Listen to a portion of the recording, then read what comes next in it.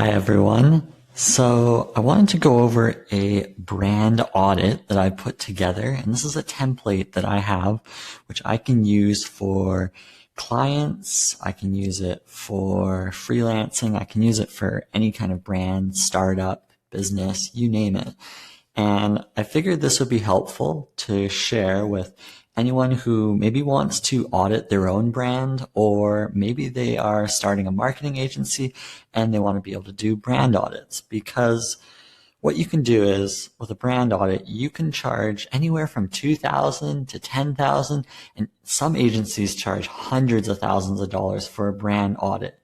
And I've done quite a few different audits for brands like Nike, Walmart, NBC. I've done a bunch of different audits to uncover revenue opportunities. The whole point of a brand audit is to come up with some revenue opportunities that you can go after in terms of your marketing. Because when you're putting your marketing efforts together, you want something that will generate some returns. And an audit helps you uncover some of those opportunities.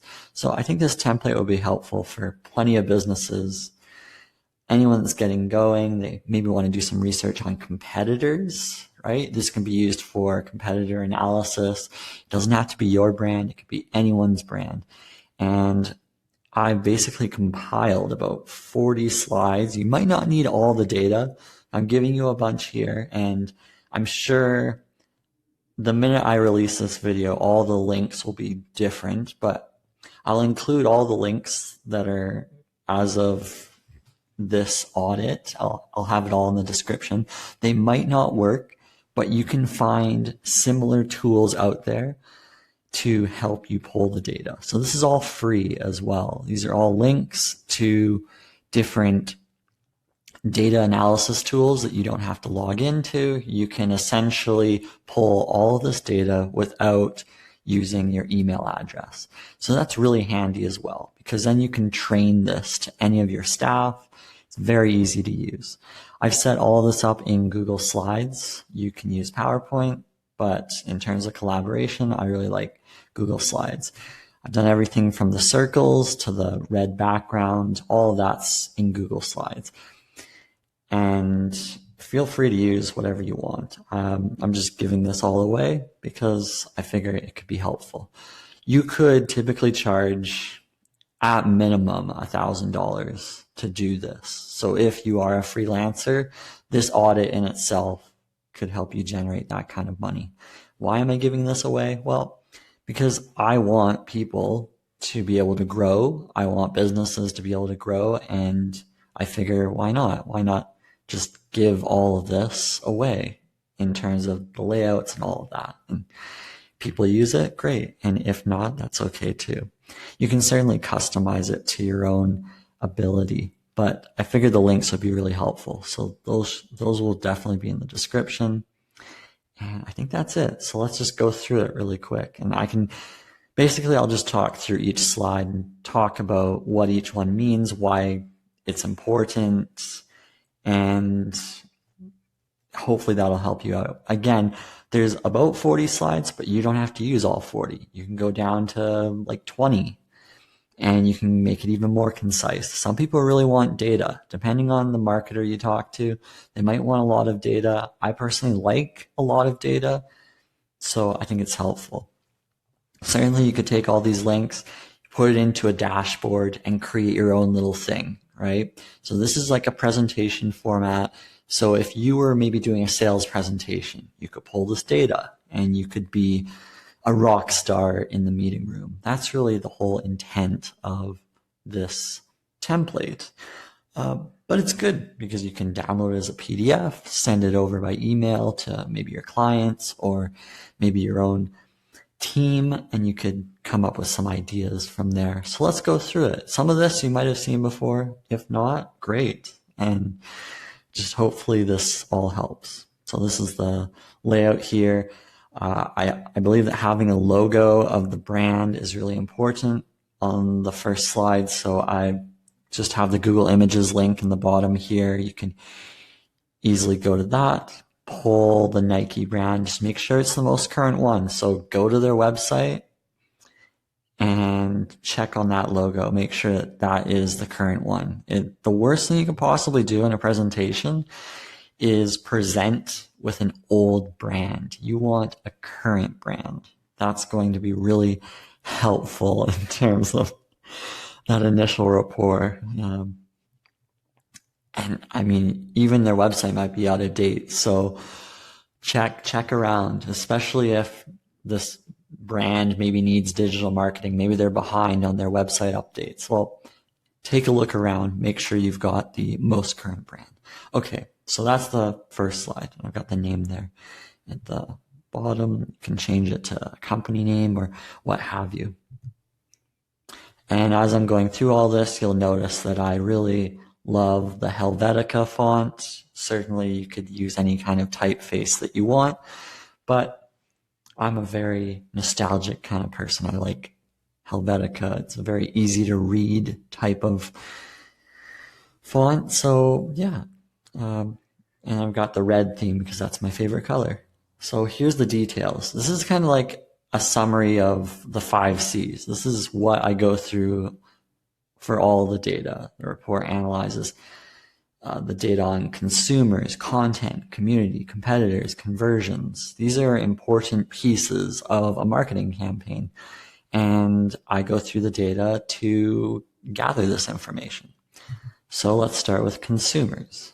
I like to break each thing up. So I like this dark background because it helps segment section by section. So you know, hey, this is a section for here. It's just easier to go through rather than having white slides all the way through. It's nice to have that separation. So under consumers, we got brand perceptions. And I love this link, today.yougov.com, because you can pull a bunch of different information. And I've got more slides. Now, some brands don't show up. So this is the caveat with all of these links, is that not every brand will show up, especially if your brand is not very popular. So I've got some slides which will work regardless of how popular you are. And you can pull the data. Honestly, you could take this down to 3 slides and it's still quite valuable information. But this link is amazing, especially if you want to capture some really major brands. It's fantastic. And this just talks about their position, the Nike's position in the marketplace. And it's interesting in terms of the opinion ratings that you can gather from this. And brands love that. They love understanding sentiment. And I talk a lot about that throughout the brand audit here. And then continuing with the YouGov link, we've got demographics.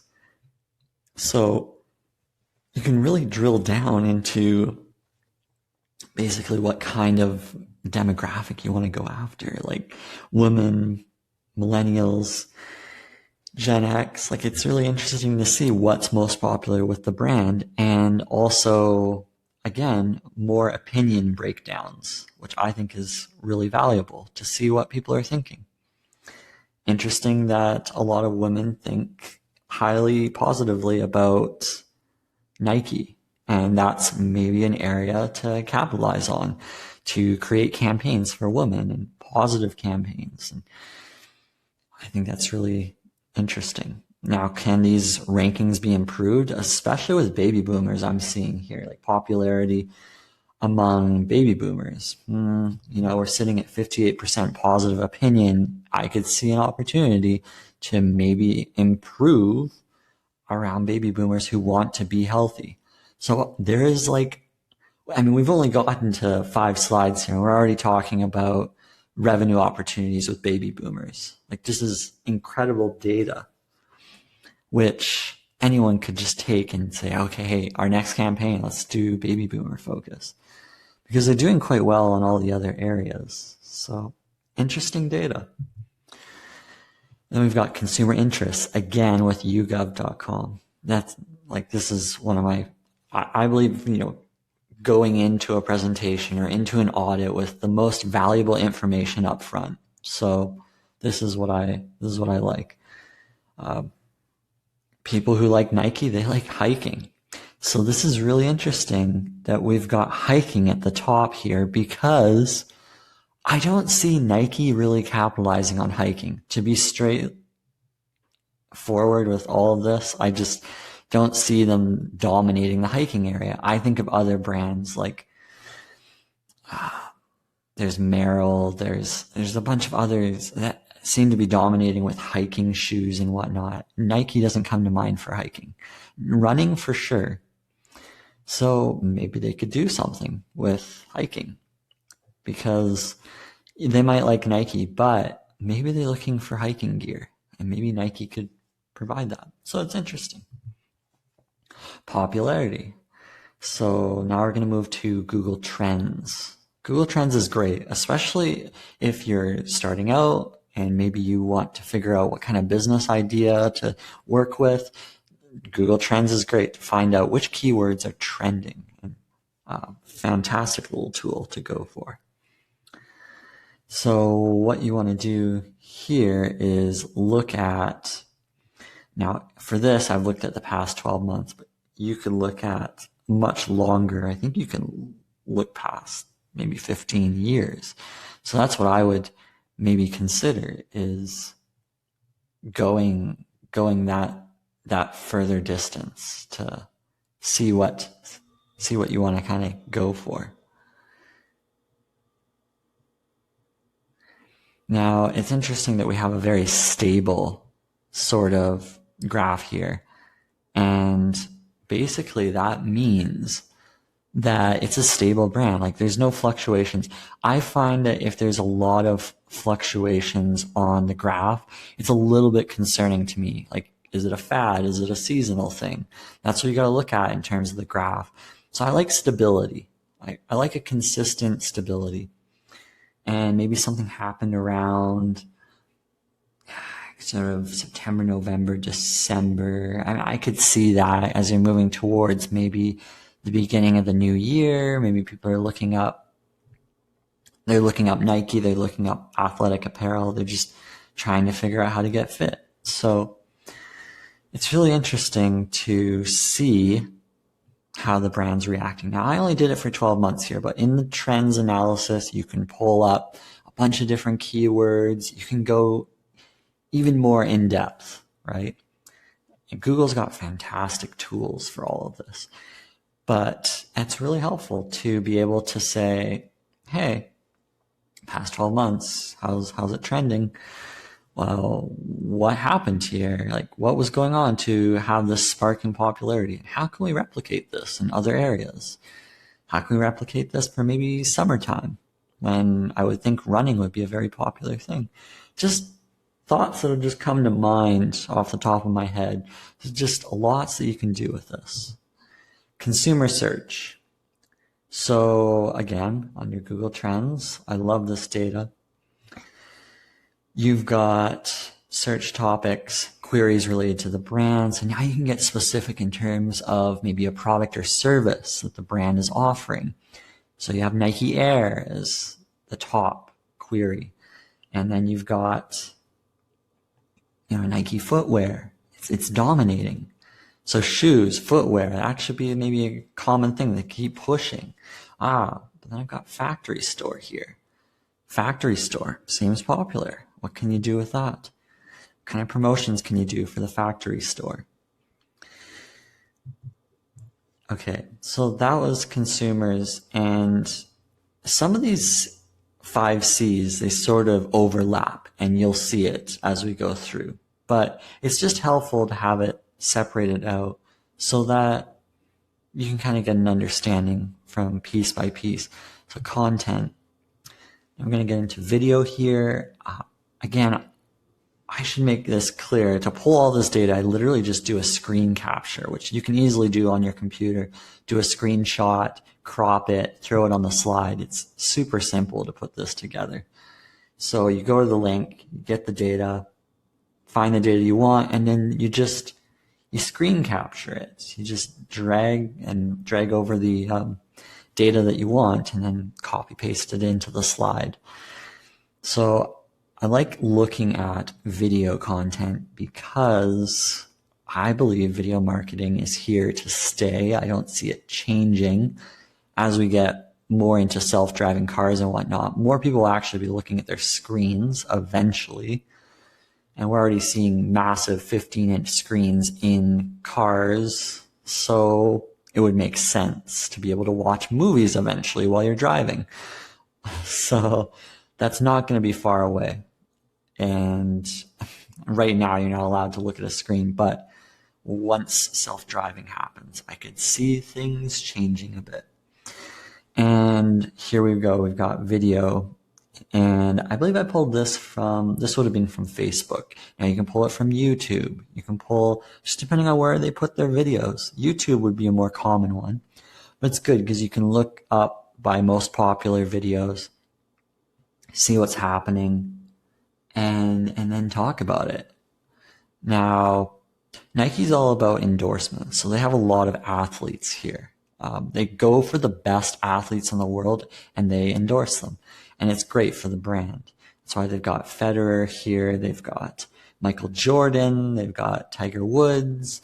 These are the kinds of athletes that they want representing their brand. And it really helps promote the Nike brand because people flock to whatever the athlete is wearing. The superstar, basically, is what they go after.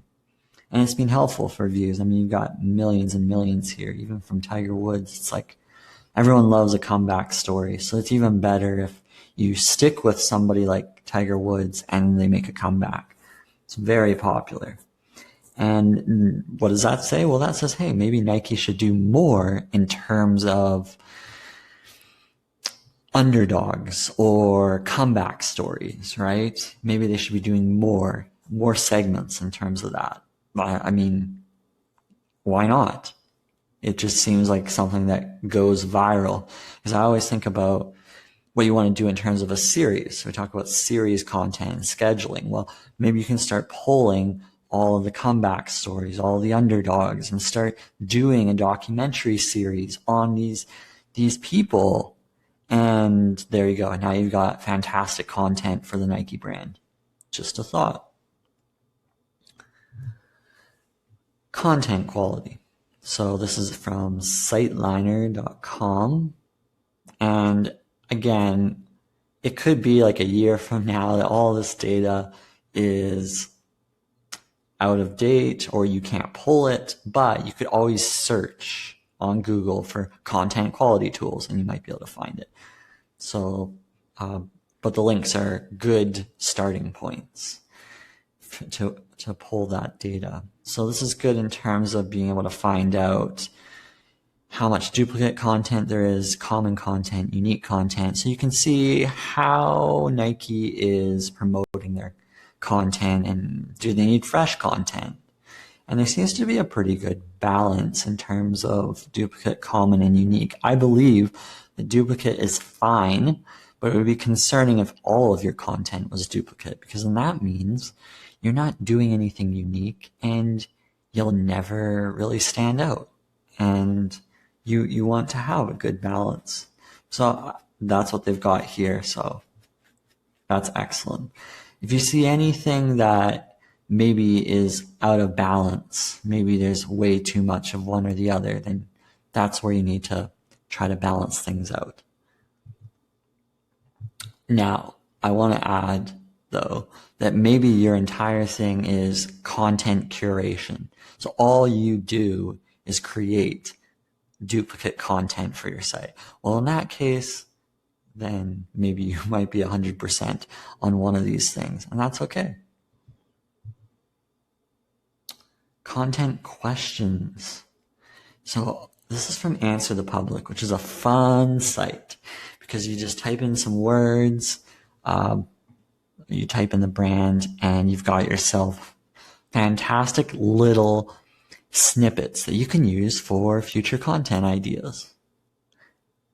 And it's great because these are like the most popular snippets that you can just pull and play around with. So I love it. It's great because, I mean, you can't beat this. It's just brilliant content. I mean, I have nothing left to say here. If you have trouble finding out ideas, go here and pull this data. It's going to be really helpful to you. Okay, let's talk about community. I love reviews. I'm all about reviews. It really tells you about the brand, how people feel, both maybe internally in your corporation or even your consumers and what they think of you. But it's great. You can see both employees, what they think, and then what consumers think.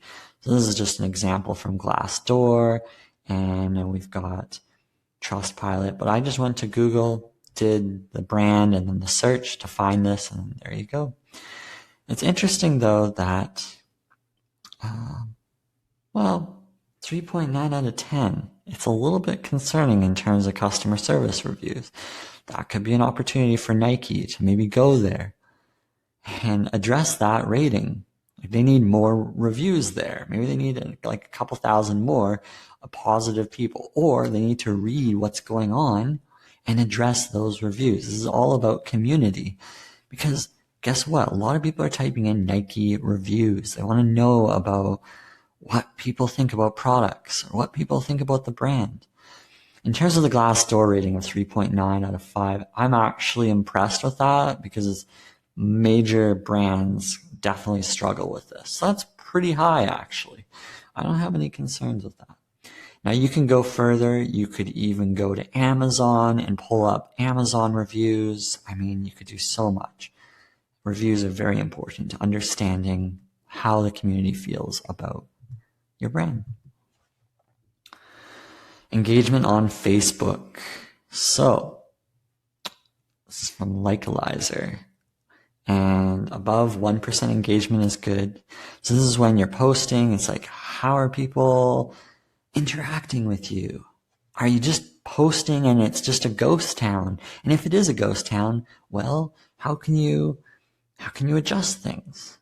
How can you engage people? And how can you reach out to the right audience? So that's really important. If you are basically sending out content and you're living in a ghost town, you just keep living in a ghost town and it hasn't changed for the longest time to maybe look at what you're doing for your content, and also time to look at what your community wants. Because you don't want to be creating content for no one. And then we've got Instagram here and their engagement rate. I mean, Instagram constantly growing, at least as of 2020. And engagement is one that's really interesting, especially this time, because some people have said that engagement has taken a hit on Instagram. So it's really important to see what's going on here. And if you look at the engagement for Nike, it's kind of low. So something to look at there is what's going on. How can you get people talking? And how can you get people commenting? So this is, again, something that's really important. And I'm seeing more video on Instagram, and I'm seeing stories, and I'm seeing personalization of the brand. And that's how you sort of get in touch with people on Instagram. It's becoming more human and being more real, because people are wanting that. You know, it used to be that Instagram was all about filters, but I think it's more about reality now, if anything. This is a great little calculator to find out. Top influencers. What are you doing to maintain relationships with your top influencers? Why? Well, instead of creating content and just hoping people flock to you, it's great if you can reach out to people who care about your brand or who could potentially care about your brand and get them to talk about you more and pay them, because that is worth it. Because if they've got followers, maybe they've got millions of followers, it could be worthwhile for that brand mention. Now, maybe if you're a smaller brand, you can't afford this, then definitely go for smaller micro-influencers, because micro-influencers would be cheaper and you can get them representing your brand at a much lower cost. Okay. Word clouds. Corporations love word clouds. It gives you an idea of top keywords. You could create a campaign around these. Shoes, no surprise, is showing up for Nike. So I love word clouds. Definitely check these out. Sentiment. Another big one. What are people thinking about the brand? Now, if you've got a lot of people being bored and depressed, that might be a little bit concerning. You might want to check out what's going on there. So it's good. I mean, for the most part, I see it among the Twitter community for Nike. It seems like fairly positive. And yeah, I don't see too many issues with that. But sentiment's a good one. And for sentiment, basically they analyze words and they can attach, it's like through AI, they can attach some sort of meaning to it. It's really fascinating stuff. It's all this kind of emotion stuff. It's really exciting to capture. So, okay, share count. You know, what do you want? How many likes, how many shares do you want across different platforms? So this is really interesting. Total amount. And it's like, well, you can now compare yourself to competitors and see how they are doing on social. So it's good. Let's go on to competitors. Just a little bit of this. You can now map yourself against other brands and within the industry, seeing how you're doing in terms of your website. So with Nike here, we've got average visit durations kind of low here of the top 5. Although Nike is in the top 5, which is amazing, it's interesting that the visit duration isn't that high. Now, it could be a good thing. It could be that people are getting what they want and then they're done. And that could be that. But usually with something like e-commerce, you want people spending a little bit more time so that they're continually buying things. So this one might need a little bit more drilling into. Does Nike want more time on the site, or do they want quick transactions? You have to pair this with the e-commerce data, find out what they're doing in terms of e-commerce. And pages per visit, I mean, it's pretty low. So I'm hoping that people are getting what they want. That's the ideal scenario, is that Nike is delivering what people want. Bounce rate's reasonable at 38%. It's not too bad. I'm more concerned if it was like 65%. Then that would be a significant revenue loss. But how can you improve the bounce rate? Well, we'll go into that a little bit later in terms of site speed and all of that. But bounce rate, there are ways to reduce that. There's always a way to reduce bounce rate. Competitor search. Again, based on organic and paid, we can look at who's competing. And we've got some really unique ones. Eastbay.com, finishline.com, Foot Locker. I mean, Foot Locker, interesting that they're competing. Maybe they've got an amazing e-commerce presence, because I don't think of them much in terms of retail locations, but could be a big one. So I guess with the referee uniforms at work, maybe that's popular. And then you got Under Armour and Adidas there.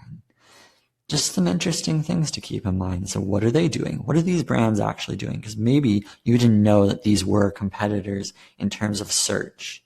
Now you can go into it a little bit more.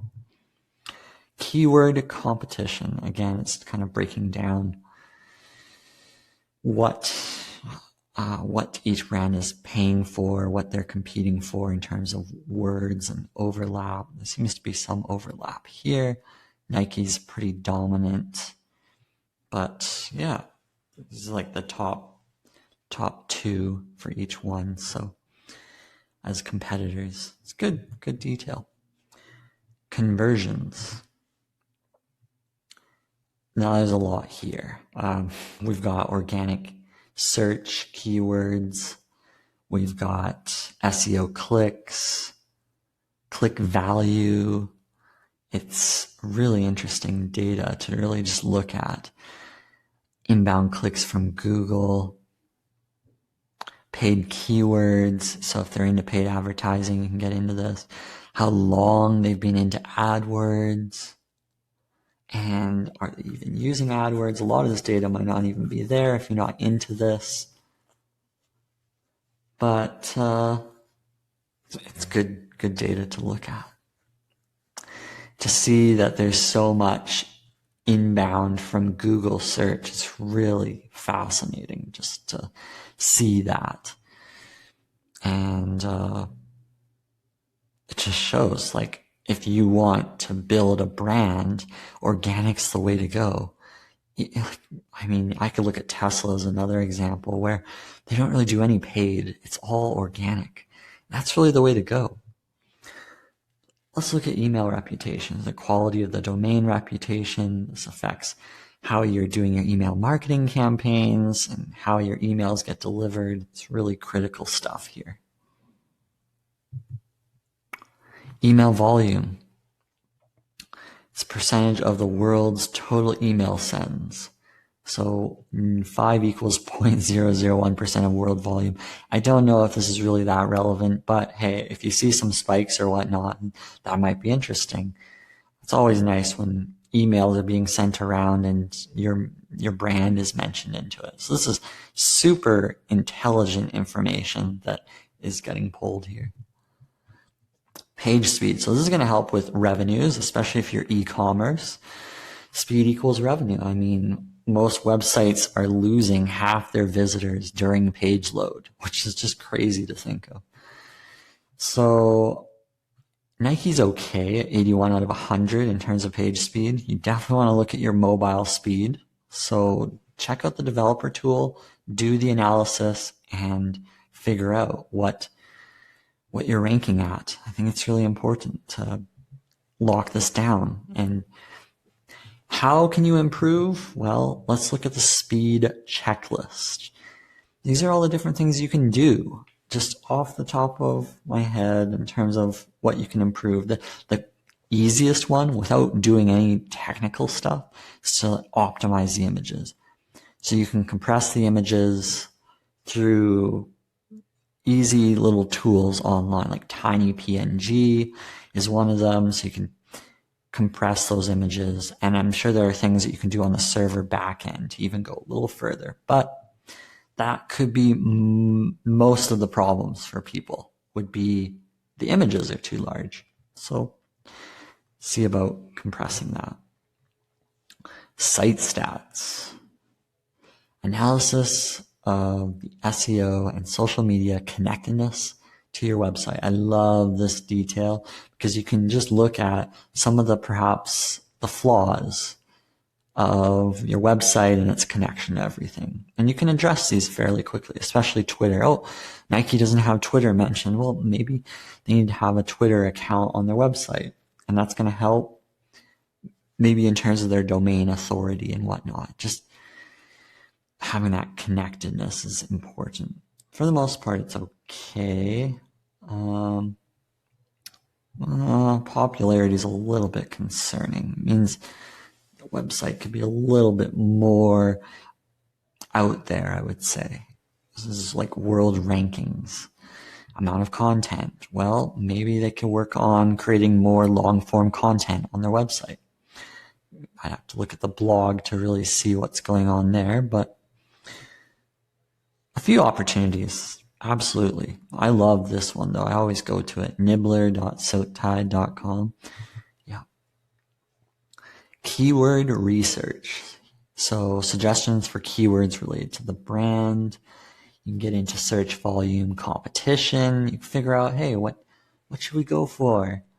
And it looks like, oh, there's a few all black Nikes. It's like, well, something's going on there. Might be an opportunity to capitalize on these all black Nikes that people are searching for. Positioning. This is under the Market Finder with Google's tools, and I absolutely love it. So based on brand positioning, Google can give you these several top market suggestions, and you can kind of figure out if you fit into them or not. And if you don't, well, you might need to pivot and adjust and create content related to what you think you're in terms of the industry. But positioning is really important. Because if these categories are completely off, then you've got some work to do in terms of properly communicating what you do. Opportunity size. So now we can look at opportunities in other countries that maybe we're not capitalizing on. Oh, France. Maybe we need to do some more there. Could be an opportunity. Backlink overview. So now we're looking at, in terms of SEO, links that help direct to your website. I think this is fantastic because you can figure out if people are talking about you and people are linking to you. And that's really great for organic SEO. And you can do a lot with this. So I think it's really important to build those backlinks, especially if you want to show up in search results. Traffic sources. Search and direct are the top two. Not too surprising. Some opportunities for referrals and social, but yeah, search would make sense. Analytics. Again, you can look at some of the global rankings here. How many visits last month, and the bounce rate, and global rank, country rank, category rank. I mean, there's just so much here that you can drill into. Partners. Maybe some sites that you can sort of work with. And I mean, Hurley and Converse are part of the Nike umbrella, but you've got things like PayPal, so that's for e-commerce. Hopefully your PayPal links are working out well. I would think if you've got PayPal as a major collaborator, you want to make sure that they're running perfectly fine. You've got Facebook there too. So, and then that's it. And we can get into a discussion. And I love the discussion points because that leaves it open. Like, do you see any opportunities? Do you see opportunities of what we could do for the data, the content, next campaign? What are the surprises? And you can go through it and you can go back and forth and really analyze all this data. And then most importantly, what's the next action? By next week, what's going to happen? What are you going to do to improve the brand, to capitalize on revenues? Discussion is really important. And that's it. And we've got the final slide there. And yeah, that's it for the brand audit. And I think it's so important for uncovering revenue opportunities that you didn't know existed before. And maybe you knew about them, but you just didn't think they were the things to go for. Well, now you know. Now you know, hey, I can go for that. And I hope you do. Okay, that's it for the brand audit. Hopefully this helps. I'll have the links in the description and share away.